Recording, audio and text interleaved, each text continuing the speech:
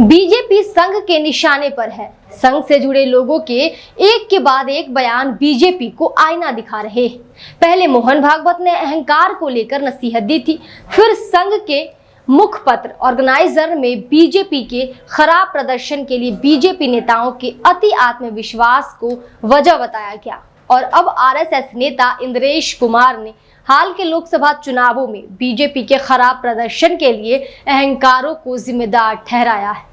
जयपुर के पास कनौता में एक कार्यक्रम में इंद्रेश कुमार ने गुरुवार को कहा, जो लोग भगवान राम की भक्ति करते थे वे धीरे धीरे अहंकारी हो गए। उस पार्टी को सबसे बड़ी पार्टी घोषित किया गया था, लेकिन अहंकार के कारण भगवान राम ने उन्हें 241 पर ही रोक दिया। आरएसएस नेता इंद्रेश कुमार ने सत्तारूढ़ भाजपा के अहंकार के साथ ही विपक्ष दल इंडिया ब्लॉक की राम विरोधी के रूप में पहचान की आलोचना की। आरएसएस के राष्ट्रीय कार्यकारी सदस्य कुमार ने साफ तौर पर किसी भी पार्टी का नाम नहीं लिया, लेकिन संकेत दिया कि चुनाव के नतीजों में उनके रवैये की झलक मिलती है। उन्होंने कहा कि जिस पार्टी ने भगवान राम की भक्ति की लेकिन अहंकारी हो गए, उसे 241 पर रोक दिया गया, लेकिन उसे सबसे बड़ी पार्टी बना दिया गया। उनका इशारा नरेंद्र मोदी के नेतृत्व वाली भाजपा की ओर था। बीजेपी को लोकसभा में 240 सीटें मिली हैं। उन्होंने स्पष्ट रूप से इंडिया ब्लॉक का हवाला देते हुए कहा कि जिन लोगों को राम में कोई आस्था नहीं थी, उन्हें एक साथ 234 पर रोक दिया गया। उन्होंने कहा, लोकतंत्र में राम राज्य का विधान देखिए। जिन्होंने राम की भक्ति की लेकिन धीरे धीरे अहंकारी हो गए, वह पार्टी सबसे बड़ी पार्टी बनकर उभरी, लेकिन जो वोट और सत्ता मिलनी चाहिए थी वह उनके अहंकार के कारण भगवान ने रोक दी। उन्होंने कहा, जो लोग राम का विरोध करते थे उनमें किसी को भी सत्ता नहीं दी गई, यहाँ तक कि सभी को मिलाकर नंबर 2 बना दिया गया। भगवान का न्याय सच्चा और आनंददायक है। इंद्रेश कुमार ने कहा कि भगवान राम ना तो भेदभाव करते हैं और ना ही दंड देते हैं। उन्होंने यह भी कहा कि भगवान राम ने लोगों की रक्षा की और यहाँ तक कि रावण का भी भला किया। उन्होंने कहा, राम किसी को दुखी नहीं करते, राम सभी को न्याय प्रदान करते हैं। वे हमेशा न्याय करते हैं और आगे भी करते रहेंगे। सच्चे सेवक में अहंकार नहीं होता है। मोहन भागवत। इंद्रेश कुमार की यह टिप्पणी आरएसएस प्रमुख मोहन भागवत के हाल के बयान के बाद आई है, जिसमें उन्होंने कहा था कि एक सच्चा सेवक विनम्र होता है और लोगों की गरिमा के साथ सेवा करता है। भारत ने कहा कि एक सच्चे सेवक में अहंकार नहीं होता और वह दूसरों को कोई नुकसान पहुंचाए बिना काम करता है। चुनाव अभियान को लेकर मोहन भागवत ने कहा, चुनाव लोकतंत्र की एक आवश्यक प्रक्रिया है। इसमें 2 पक्ष होने के कारण प्रतिस्पर्धा होती है। चूंकि यह प्रतिस्पर्धा है, इसलिए खुद को आगे बढ़ाने का प्रस्ताव किया जाता है। झूठ का इस्तेमाल नहीं होना चाहिए।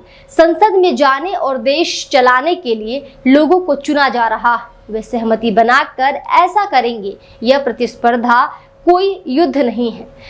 मोहन भागवत ने आगे कहा, एक दूसरे की जिस तरह की आलोचना की गई, जिस तरह से अभियान चलाने से समाज में मतभेद पैदा होगा और विभाजन होगा, इस पर कोई ध्यान नहीं दिया गया। आरएसएस जैसे संगठनों को भी इसमें बेवजह घसीटा गया।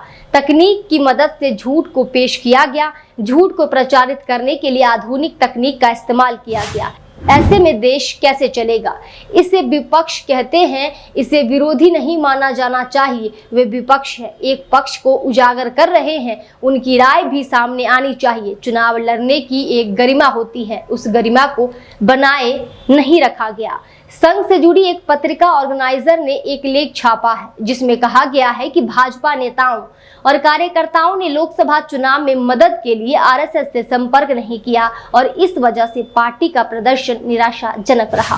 पत्रिका में छपे लेख में संपर्क नहीं करने की जो बात कही गई, उसकी पुष्टि एक इंटरव्यू में बीजेपी अध्यक्ष जेपी नड्डा ने भी लोकसभा चुनाव के दौरान की थी। बीजेपी के राष्ट्रीय अध्यक्ष जेपी नड्डा ने कहा था कि पूर्व प्रधानमंत्री अटल बिहारी वाजपेयी के समय और मौजूदा समय में काफी कुछ बदल चुका है। उन्होंने इंडियन एक्सप्रेस से इंटरव्यू में कहा था कि पहले हम इतनी बड़ी पार्टी नहीं थे और अक्षम थे, हमें आरएसएस की जरूरत पड़ती थी, लेकिन आज हम काफी आगे बढ़ चुके हैं और अकेले दम पर आगे बढ़ने में सक्षम हैं। ये आरोप प्रत्यारोप के बाद सोशल मीडिया पर लोग क्या कुछ लिख रहे हैं, आइए एक नजर यहाँ भी देखते हैं।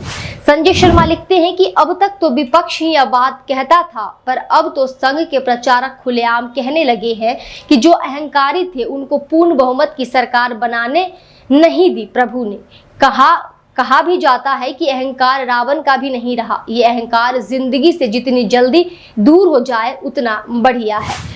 पत्रकार सचिन गुप्ता लिखते हैं कि जयपुर में आरएसएस के वरिष्ठ नेता इंद्रेश कुमार ने कहा, जिन्होंने राम की भक्ति की पर धीरे धीरे अहंकार आ गया, उस पार्टी को सबसे बड़ी पार्टी घोषित कर दिया गया, लेकिन उनको जो पूर्ण हक शक्ति मिलनी चाहिए वो भगवान ने अहंकार के कारण रोक दी। उस पार्टी को 241 पर रोक दिया।